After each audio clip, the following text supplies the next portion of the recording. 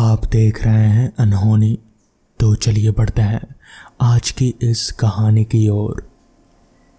सारे ज़रूरी सामान और खाने पीने की कुछ चीज़ें लेकर रमेश दूसरे शहर की ओर कार के स्टीयरिंग में हाथों को जमाए कुछ रोमांचित कर देने वाले गानों को सुनते हुए निकल पड़ा उस नए जगह जहां अभी अभी उसका तबादला हुआ था। रास्ते में गाड़ियों की तादाद और भीड़ भी काफ़ी थी। शाम ढलकर रात होने जा रहे थे।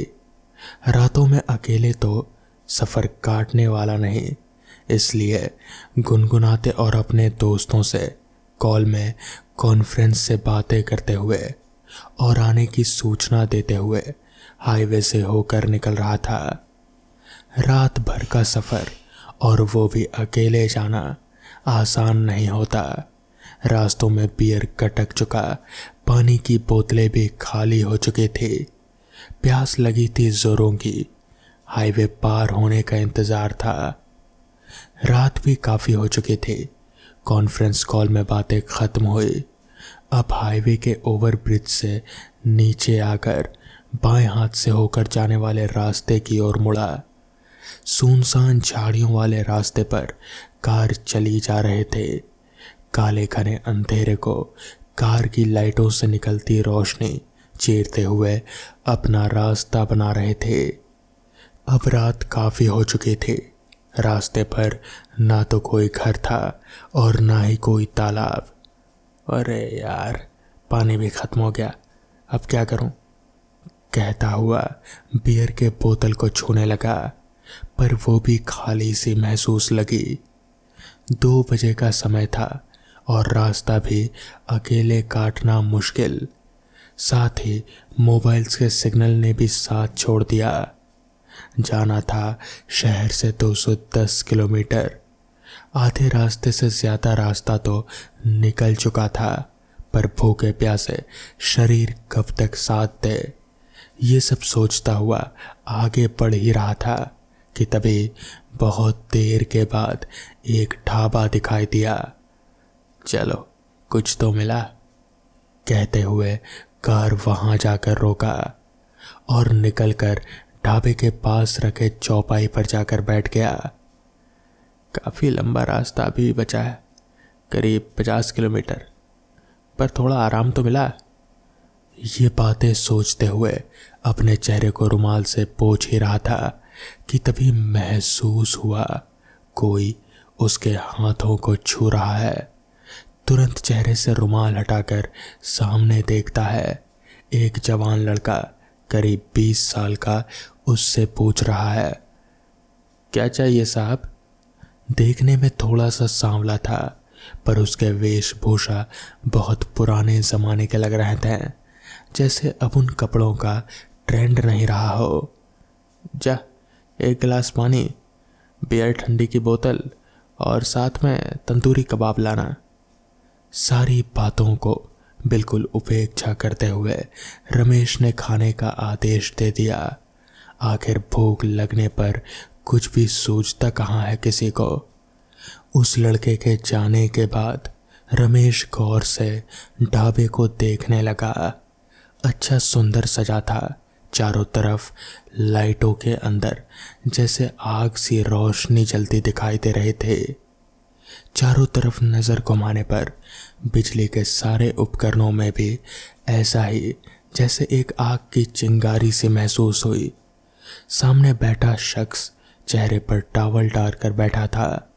हाथों को चारपाई पर टिकाकर उसके दोनों पैर हिल रहे थे और टॉवल से ढका सर घूम रहा था। धीरे धीरे अजीब ही समय था। रात का अंधेरा, सुनसान रास्ते और झाड़ियों के बीच होकर निकलना कोई मामूली बात तो थी नहीं। अचानक दूर एक आदमी पर नजर पड़ी जो एक छोटी सी टपली को हाथों में लिए आंखें बंद करके जमीन पर बैठा था। ढाबे वाले लड़के ने सारे खाने पीने की व्यवस्था करने के बाद रमेश के सामने रखी और जाने लगा। सुन छोटू, रमेश ने आवाज़ लगाई। हाँ भैया। थोड़ा सा खाना सामने बैठे भिखारी को भी दे दे मेरी तरफ से। कौन सा भिखारी भैया? कहाँ? अरे वो जो सामने डपली बजा रहा है बैठकर, वहाँ तो कोई नहीं है भैया।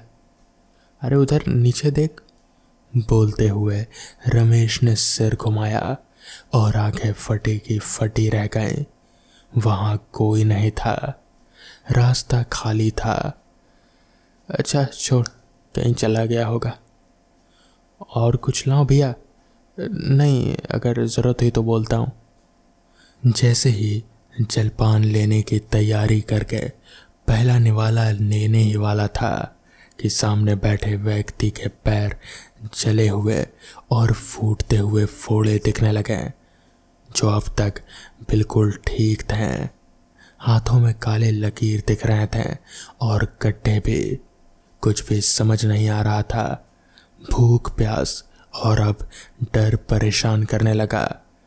छोटू, अरे छोटू, रमेश ने आवाज लगाई। क्या हुआ भैया? कहते हुए छोटू सामने आकर खड़ा हो गया। उसके सामने आते ही रमेश के हाथ पैर कांपने लगे, क्योंकि उसकी नजरें छोटू के पैरों पर थी, जो बिल्कुल उल्टे और जले हुए नजर आ रहे थे। तुरंत सब कुछ छोड़कर कार की ओर भागा और तेज रफ्तार से गाड़ी चलाने लगा। आखिर क्या था वो? पता नहीं मैंने गाड़ी कहाँ रोक दी। कौन थे वो लोग? अनगिनत सवाल मन में चल रहे थे। यही सब सोचते हुए वो अपने नए शहर पहुंच गया और चैन की सांस ली।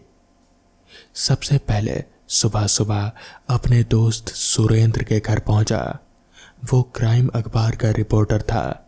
रमेश उसे सारी बातें बताने ही वाला था, पर सुरेंद्र ने उसे आराम से बैठने की सलाह दी।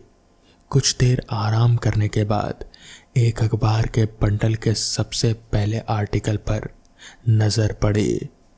उस अखबार को देखकर वो हैरान रह गया और सुरेंद्र से अखबार का वो पन्ना देने की गुजारिश करने लगा। अखबार पढ़ने के बाद रमेश के पैरों तले जमीन खिसक गई और वो दोनों हाथों से अखबार को पकड़े हुए बिल्कुल एकटक मुंह खोले अजीब सी मुद्रा में सामने दीवार की तरफ देखने लगा। क्या हुआ? कहाँ खो गए जनाब? सुरेंद्र ने आंखों के सामने हाथ फेरते हुए कहा। नींद टूटी और हाथ में रखे अखबार को दिखाते हुए, कल मैं यहाँ गया था और इन लोगों से मिला भी था। पूरा वाकया सब कुछ उसने सुरेंद्र को बता दिया। अखबार की हेडलाइन में लिखा था, एक कार के अचानक सिलेंडर पर लगी ठोकर से हादसा, ढाबे में भीषण आग, 15 लोगों की मौत। तो दोस्तों, ये थी आज की पहली कहानी। तो चलिए बढ़ते हैं आज की दूसरी कहानी की ओर। क्या आपने कभी एक ऐसे हाईवे से सफर किया है जो दिन में तो गाड़ियों से भरा हुआ और रात में सुनसान एक अलग सा खौफ लिए रहता है? लगभग सभी हाईवे तो ऐसे ही होते हैं। आए दिन हाईवे पर हादसे होते रहते हैं और कई सारे लोग ऑन द स्पॉट मर जाते हैं। और इस तरह हर रोज शुरू होती है एक डर की कहानी। हमारे देश में कई सारे हाईवे प्रेत बाधित हैं, पर यह सच है जो मैं आज लेकर आया हूं, एक ऐसे हाईवे की कहानी। एक बार 7 दोस्त जो हैं रोहन, राजू, कमलेश, रोनी, श्याम, हितेश, तीनों एक ही कॉलेज में पढ़ते हैं और सभी दोस्त बहुत ही अच्छे घरानों के थे। वो सभी एक बार घूमने का प्लान बनाते हैं। रोहन, जो एक नामी बिजनेसमैन का बेटा है, वो अपने नए 5 स्टार होटल के बारे में बताता है, जो एक नेशनल हाईवे के किनारे बना है। पर वहाँ पहुँचने में 10 घंटे लगते थे, क्योंकि वो नई ब्रांच दूसरे शहर में थी। तो वो सभी अपने अपने घरों से परमिशन लेकर उन्होंने एक छोटा प्लान बनाया कि हमको कॉलेज के रिसर्च के लिए दूसरे शहर में एक कॉलेज में जाना है, तो उन्हें आराम से परमिशन मिल जाएगी। और सभी ने घर में यही बताया और उन सबको परमिशन मिल गई। परमिशन मिलने के अगली रात 10 बजे उन्होंने निकलने की सोची। रोहन और उसके दोस्त सब गाड़ी में बैठकर आराम से मस्ती करते हुए निकले जा रहे थे और आगे जाकर वो एक ढाबे पर खाना खाते हैं और बियर भी पीते हैं और कुछ रास्ते के लिए भी रख लेते हैं। और वो उस ढाबे वाले से जाकर पूछते हैं तो पता चलता है कि यहाँ से एक शॉर्टकट रास्ता है जो मेन हाईवे के बगल से जाता है और आगे जाकर हाईवे और वो दोनों एक हो जाते हैं। पर ढाबे वाले ने बताया कि वो जगह रात के लिए बहुत ही खतरनाक है और उस रास्ते में कहीं भी रुकना मत। वो सारे दोस्त एक साथ हंसते गाते निकल जाते हैं और ढाबे वाले की बात भूल गए। फिर गाड़ी से उतरकर बियर पीने लगे। वहाँ एक बोर्ड था जिस पर हाईवे तक की दूरी 5 किलोमीटर थी और वो सब फिर गाड़ी में बैठ गए और वो लगातार 1 घंटा चले तो फिर वही बोर्ड दिखा। पहले उन्होंने ध्यान नहीं दिया और फिर वो वहीं आ गए जहाँ से चले थे। अब सब लोग एक ही रास्ते के बीचों बीच फंस चुके थे। उन्हें समझ नहीं आ रहा था कि अब क्या किया जाए। वो गोल गोल घूमकर उसी जगह पर आ जा रहे थे। जब उन्होंने उस जगह के कई चक्कर काटे तो फिर वहीं पहुंच जाते जहां से शुरू होते और एक जगह पर गाड़ी खराब हो गई। रोनी जो कि गाड़ी चला रहा था वो गाड़ी चेक करने के लिए उतरा तो उसने बोनट खोला तो उसे बोनट में कुछ खराबी नहीं दिखी। पर उसने इस जंगल में मजाक करने की सूझी तो वो एक पेड़ के पीछे छिप गया। और तभी हितेश ने देखा कि रोनी तो है ही नहीं। वो डर गया। उसे वो चेतावनी याद आई जो ढाबे वाले ने कही थी कि उस रास्ते पर कभी भी गाड़ी मत रोकना। और वो ज़ोर से चिल्लाने लगा तो उसकी आवाज़ सुनकर सब लोग जाग गए और डर भी गए। सारे दोस्त नीचे उतर गए बस एक को छोड़कर। और तभी अचानक रोनी बाहर निकल आता है और सब लोग खुश हो जाते हैं। पर उनको नहीं पता थी कि उनकी खुशियों को एक शैतानी रूह की नज़र लग चुकी है। अब रोहन ने कहा, गाड़ी तो खराब हो गई है, अब चलो पैदल ही आगे बढ़ते हैं। पर उनको क्या पता था कि वो कितनी बड़ी मुसीबत में थे। और सब दोस्त गाड़ी से अपना अपना बैग लेकर आगे बढ़ने लगते हैं। वो लगातार चलते रहें तो रोहन ने कहा, अब मैं देखता हूँ मैप पर, लोकेशन चेक करता हूँ। पर वहाँ सिग्नल तो थे ही नहीं। सब दोस्तों ने अपने अपने मोबाइल चेक करें, किसी के भी फ़ोन में सिग्नल नहीं था। वो थक कर वहीं सड़क के किनारे लेट गए और धीरे धीरे उन सब की आंखें लग गई। तभी सबसे पहले रोनी की नींद टूटी तो उसने देखा कि उसका कोई भी दोस्त वहाँ नहीं है और जंगल से रोनी को आवाज़ आ रही थी। तो वो उस आवाज़ के पीछे गया। उसने देखा कि एक सफ़ेद सा आदमी एक छोटी काली बिल्ली लेकर वहीं पर खड़ा है। वो बिल्ली बार बार रोए जा रही है और वो आदमी भी उसके साथ रो रहा है। और जैसे ही उसने उसे उठाने के लिए हाथ बढ़ाया और रोनी ज़ोर से चिल्लाने लगा। और उनके दोस्त रोहन और उसके बाकी दोस्तों ने उसे बहुत ढूंढा पर वो कहीं नहीं मिला। रूहानी ताकत ने उसे कहीं गायब सा कर दिया था। अब उनका एक दोस्त उनसे जुदा हो चुका था। सब इस बात से डर गए और गाड़ी की तरफ भागने लगे। पर वो भाग नहीं पाए और ना ही उस हाईवे से कहीं आगे जा पाए। फिर सब एक साथ बैठ कर रहे थे। तभी एक काला साया आसमान में उड़ता हुआ दिखा और वो सबके ऊपर से बिल्कुल जंगल की तरफ गया। रोहन और उसके दोस्त कुछ भी नहीं कर पाए। तभी एक दोस्त ने अपने बैग से ओइजा बोर्ड की सहायता से आत्माओं से संपर्क करने की बात कही। ताकि वो ये जान सकें कि आखिर इस आत्मा को चाहिए क्या। अब रोहन और उसके दोस्त ओइजा बोर्ड की सहायता से उस आत्मा को बुलाने की कोशिश करते हैं। सबसे पहले वो एक गोल घेरा बना देते हैं और फिर ओइजा बोर्ड को लेकर उस गोल घेरे के बीच में बैठते हैं और आत्मा को बुलाते हैं। उन चारों के अलावा दो दोस्त जो इस शैतानी खेल से डर रहे थे, वो लोग इससे बाहर ही थे और वहीं पास ही में बैठे थे। तभी अचानक से हितेश को कुछ सुनाई दिया और उसकी नींद टूटी और उसने देखा कि कोई भी उस जगह पर नहीं है, वो सिर्फ अकेला ही है। और तभी एक जोरदार चीख रोहन को सुनाई दी और वो सब उस घेरे से बाहर आ गए और उस आवाज़ की ओर जाने लगे। तो उनको पीछे से आवाज़ आई, कहाँ तक बचकर जाओगे, ये मेरी दुनिया है, कोई भी नहीं बचेगा। और एक भयानक चीख के साथ हितेश को भी वो आत्मा अपने साथ ले गई। अब बस 5 दोस्त ही जिंदा थे। वो बहुत रोए और बहुत दुखी भी हुए। एक शैतान उनके साथ जैसे खेल खेल रहा था और उन्हें एक एक करके मौत के आगोश में ले रहा था। पर जब जान पर बन ही गई है तो क्यों ना सब अपना ही सोचें। रोहन को याद आया कि गाड़ी में चलकर देख लेते हैं, शायद हम लोग बच जाएं। इस उम्मीद में वो सभी गाड़ी की तरफ गए। काफ़ी चलने के बाद उन्हें अपनी गाड़ी दिखी और वो लोग बहुत खुश हो गए। वो लोग जल्दी जल्दी गाड़ी में चढ़कर बैठ गए और थोड़ी कोशिश के बाद अचानक गाड़ी भी चल पड़ी और आगे जाकर उनकी गाड़ी हाईवे पर आगे बढ़ने लगी।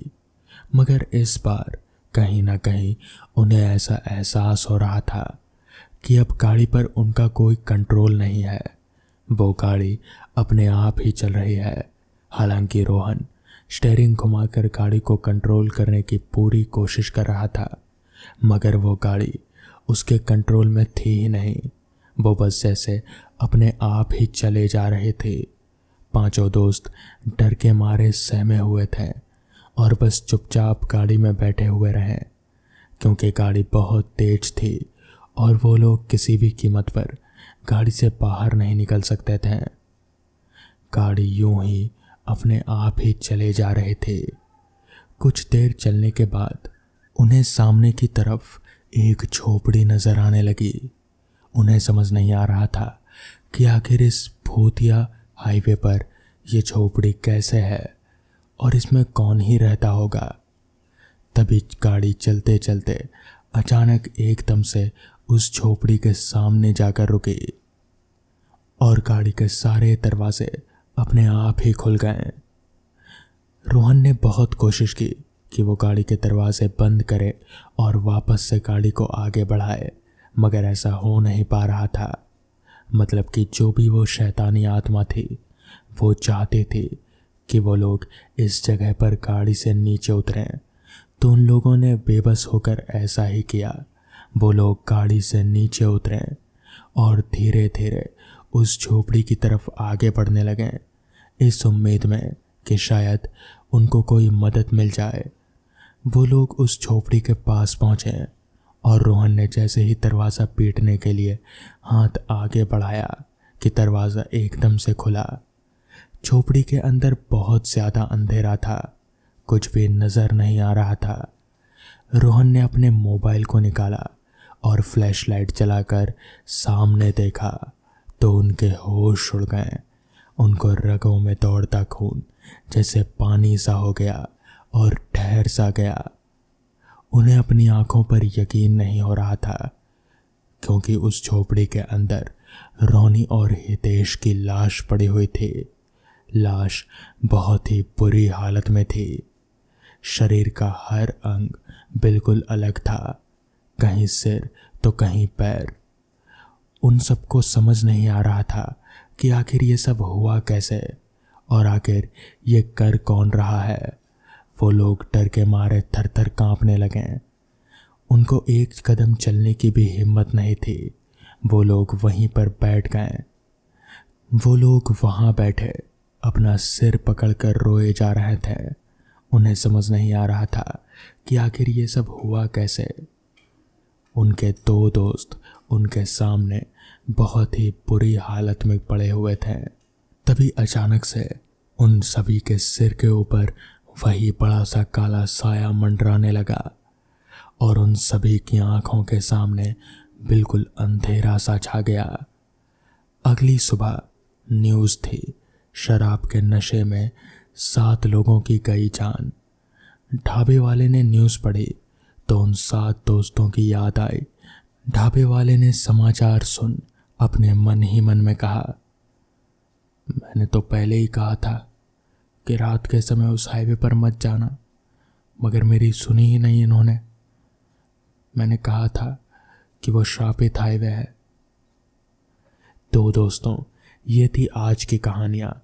अगर आपको ये कहानियाँ पसंद आई हो तो वीडियो को लाइक और चैनल को सब्सक्राइब करना ना भूलें। तो मैं आपका दोस्त आर्यन जल्द ही मिलूँगा आपसे ऐसी ही नई कहानी के साथ। तब तक के लिए अपना ख्याल रखें।